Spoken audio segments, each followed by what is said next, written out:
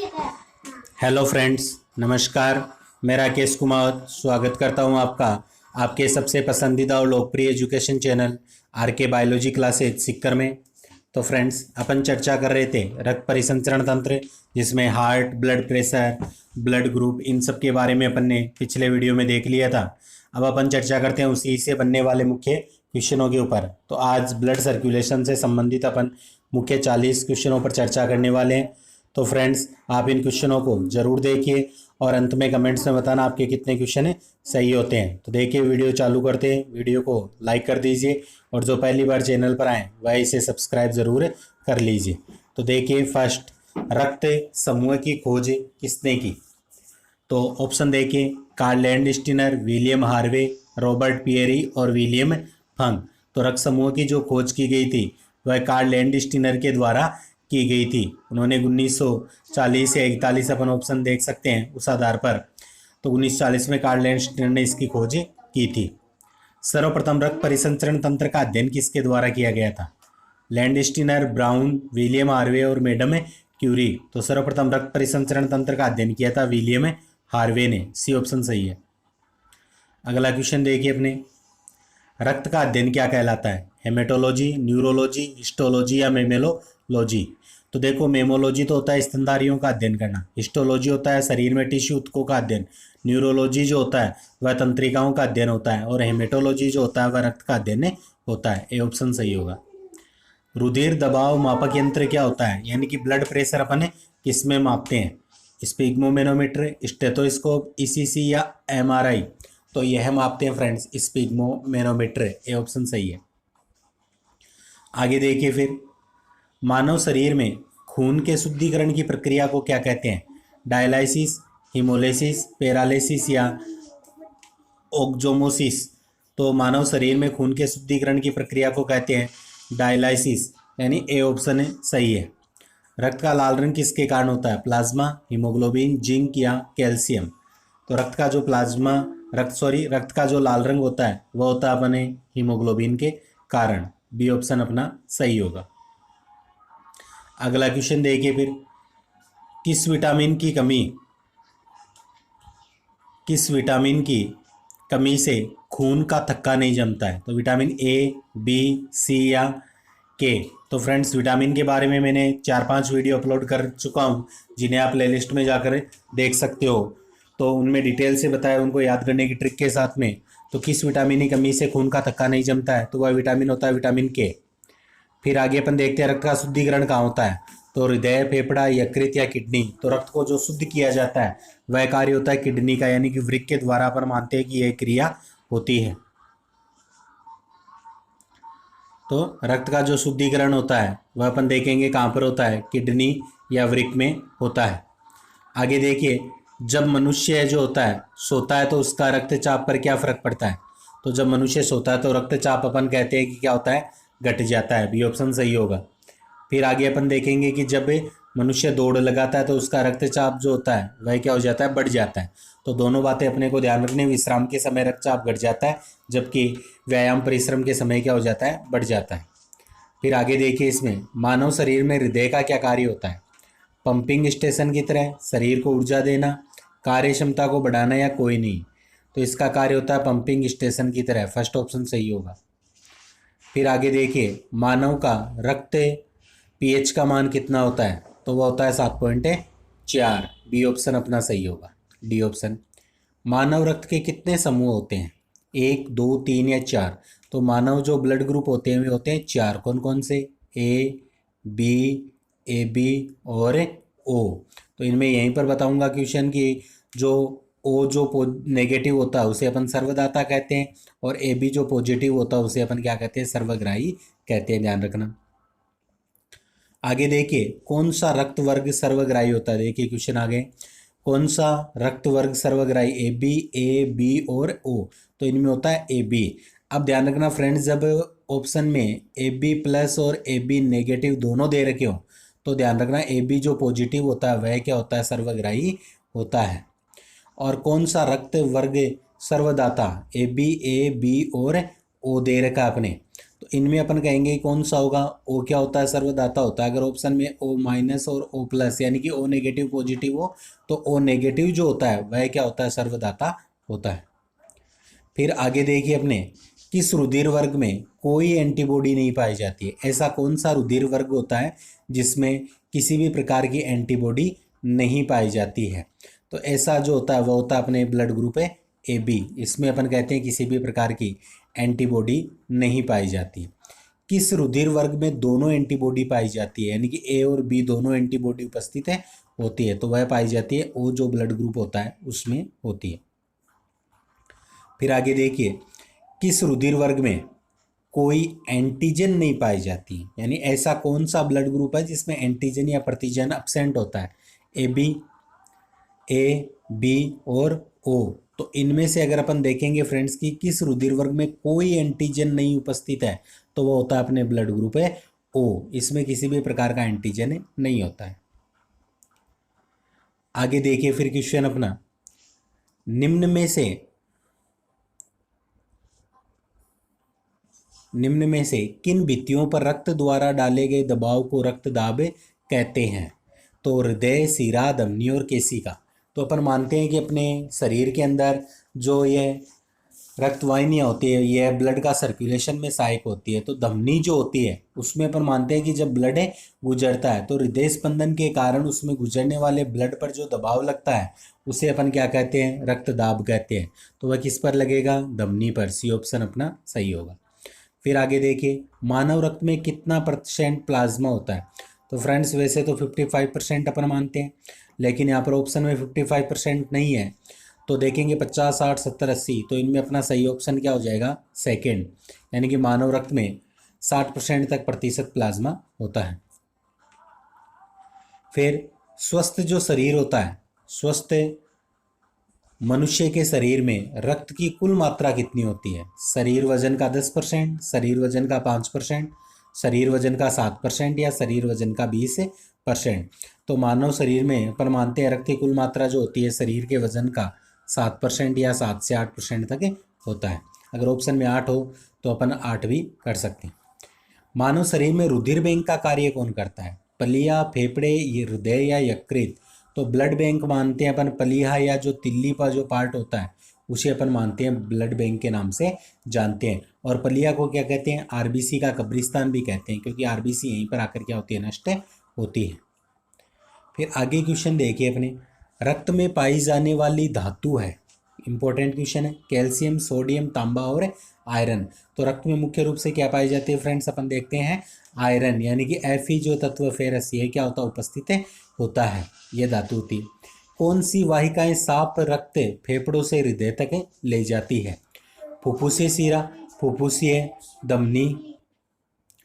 तो कौन सी वाहिकाएं साफ रक्त फेफड़ों से हृदय तक ले जाने का कार्य करती है, नहीं साफ रक्त फेफड़ों से हृदय तक लाने का कार्य जो करती है, फुफ्फुसीय शिरा, फुफ्फुसीय धमनी, हृदय शिरा और हृदय धमनी। तो वह होती है फ्रेंड्स फुफ्फुसीय शिरा होती है, जो क्या करती है फेफड़ों से अपना जो बायां आलिंद होता है उसमें क्या करती है, शुद्ध ब्लड को लाने का कार्य करती है। वैसे तो शिराओं में अशुद्ध ब्लड बहता है, लेकिन यहाँ पर फुफ्फुसीय जो शिरा होती है वह इसका क्या है कि अपवाद है, जो यहाँ पर शुद्ध ब्लड को लेकर आती है अपने हृदय में। आगे अपन देखेंगे इसी में, किसकी सहायता से रक्त द्वारा ऑक्सीजन जो होता है ले जाया जाता है। तो किसकी सहायता से अपन मानते हैं कि यह क्रिया होती है, लोहित कोशिका, बिंबाणु, लसिकाणु या नोन। तो किसकी सहायता से रक्त द्वारा ऑक्सीजन ले जाया जाता है, वो होती है लोहित सेल्स। ए ऑप्शन अपना सही होगा। अगला देखिए, लाल रक्त कणिकाएं या आरबीसी कहाँ उत्पन्न होती है, तिल्ली, वृक्क, यकृत या अस्थि मज्जा। तो यह उत्पन्न मानी जाती है फ्रेंड्स अस्थि मज्जा में। डी ऑप्शन सही होगा। फिर आगे देखिए, किसे आरबीसी का कब्रिस्तान कहा जाता है, यकृत, पलिया, अस्थि मज्जा या नॉन। तो आरबीसी का कब्रिस्तान कहते हैं अपन पलिया बाग को, क्योंकि आरबीसी का जीवन काल 120 दिन का अपन मानते हैं, और वह जीवन काल पूर्ण होने के पश्चात आरबीसी यहाँ पर आकर क्या होती है, नष्ट हो जाती है, इसलिए इसे आरबीसी का कब्रिस्तान कहते हैं। नेक्स्ट क्वेश्चन देखिए, श्वेत रक्त कणिकाओं का प्रमुख कार्य क्या होता है, रोग प्रतिरोधक क्षमता प्रदान करना, रक्त की मात्रा को बढ़ाना, रक्त का शुद्धिकरण करना या रक्त को पंपिंग करना। तो श्वेत रक्त जो कणिकाएं होती हैं उनका मुख्य कार्य होता है रोग प्रतिरोधक क्षमता को उत्पन्न करना। ए ऑप्शन सही होगा। श्वेत रक्त कणिका मतलब है WBC, व्हाइट ब्लड कार्पल्स। फिर देखिए आगे, लाल रक्त कणिकाएं, लाल रक्त कणिका का मतलब RBC, रेड ब्लड कार्पल्स का प्रमुख कार्य क्या होता है? यह शरीर की हर कोशिका में ऑक्सीजन पहुंचाना, कोशिका से CO2 बाहर करना, ए और बी दोनों और उपरोक्त में से कोई नहीं। तो आरबीसी का प्रमुख कार्य होता है, अपन मानते हैं कि यह शरीर की हर कोशिका में ऑक्सीजन भी पहुंचाते हैं और कोशिका से CO2 को भी क्या करते हैं, बाहर करने का कार्य करती है। यानी जो सी ऑप्शन होगा जिसमें ए व बी अपन मानेंगे दोनों क्या होंगे, सही होंगे। सी ऑप्शन इसका सही है। अगला क्वेश्चन देखिए फिर, हृदय से शरीर की ओर रक्त ले जाने वाली वाहिनियों को क्या कहते हैं? तो देखिए फ्रेंड्स, अपनी बॉडी से हार्ट, एक तो ले जाती है बॉडी से हार्ट और एक कर लाती है हार्ट से बॉडी की ओर। तो बॉडी से हार्ट को ले जाने का जो कार्य करती है वह करती है अपनी सीरा, जिसमें अपन मानते हैं कैसा ब्लड होता है, अशुद्ध ब्लड होता है। अपवाद अपन मानते हैं कि इसके अंदर फुफ्फुसीय जो सीरा होती है वह अपवाद होती है। और हार्ट से बॉडी की तरफ जो शुद्ध ब्लड लाने का कार्य होता है वह किसका होता है, धमनी का होता है। और इसमें कैसा बहता है, शुद्ध बहता है, लेकिन फुफ्फुसीय धमनी इसका अपवाद होती है। तो क्वेश्चन है अपने, हृदय से शरीर की ओर रक्त ले जाने वाली, तो हार्ट से बॉडी यानी कि शरीर की ओर रक्त ले जाने वाली को क्या कहते हैं अपन, धमनी कहते हैं। तो फर्स्ट ऑप्शन अपना सही है। फिर आगे देखिए, हृदय से शरीर की ओर रक्त ले जाने वाली, वही क्वेश्चन रिपीट हुआ, उसे अपन धमनी कहते हैं। शरीर से हृदय की ओर, शरीर से यानी कि बॉडी टू हार्ट, तो वह मैंने बताया था आपको सीरा। तो ऑप्शन जो बी होगा वह सही होगा। और सीरा में कैसा ब्लड बहता है, अशुद्ध ब्लड बहता है। अपवाद क्या है, फुफ्फुसीय सीरा। क्यों है, क्योंकि वह जब फेफड़ों में ब्लड शुद्धिकरण क्रिया होती है तो वहां से शुद्ध ब्लड को अपने बाएं आलिंद में लाने का कार्य करती है फुफ्फुसीय सीरा, इसलिए वह सीरा का क्या है, अपवाद है। आगे देखिए फिर, यदि एक पिता का रक्त वर्ग ए है और माता का रक्त वर्ग ओ है, तो बताइए उनके पुत्र का रक्त वर्ग कौन सा होगा। यहाँ पर अपने से पूछा है कि एक पिता है, उसका रक्त वर्ग तो क्या है, ए है, और माता का अगर अपन देख रहे हैं यहाँ पर कौन सा है, माता का रक्त वर्ग ओ है, तो बताइए उनके पुत्र का रक्त वर्ग कौन सा होगा। तो इस क्वेश्चन को अपन देखेंगे option A B, O, A B या ओ।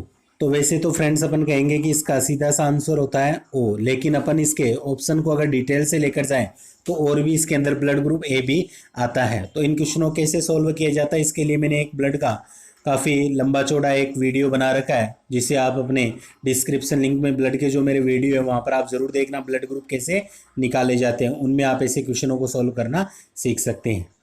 अगला क्वेश्चन देखिए, मनुष्य का सामान्य रक्तचाप कितना होता है?